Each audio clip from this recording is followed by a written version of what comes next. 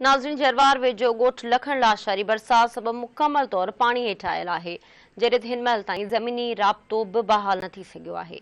पेश आहे सींगार जी रिपोर्ट। असीं मौजूद आहियूं जरवार ॻोठ लखण लाशारी में, जिते जेको आहे सो बरसातनि तबाही मचाए छॾी आहे, जंहिं सबबि ॻोठणनि जा जेके आहिनि सो घर भी किरी चुका आहिनि। अचो त उन मुतलिक़ वधीक ॻोठणनि जा वीचार ॿुधूं त छा चवणु आहे। बरसातनि असांजे तबाही मचाए छॾियो आहे। असां ॿाहिरि वेठा आहियूं रोडनि ते, असांजे ॿार बचो परेशान आहे। हर शइ असां जो कहीं न सार लधो न छा साईं, असांजे बीमारी आहे हर शइ।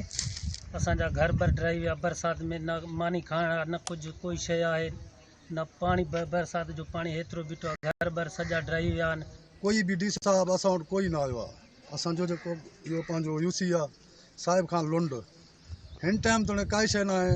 ख़ुशामद हलनि था पिया, ॿियनि खे ॾियनि था, असांखे नज़रअंदाज़ी करे छॾियूं। उन्हनि डीसी घोटकी आला मर्दाननि खे अपील कंदे चयो आहे त वसार असांजी वार कई वञे त जीअं असां सुख जो साथ खणी सघूं। कैमरा टीम सां गॾु सिंगार कबोल, धरती टीवी न्यूज़ जरवार।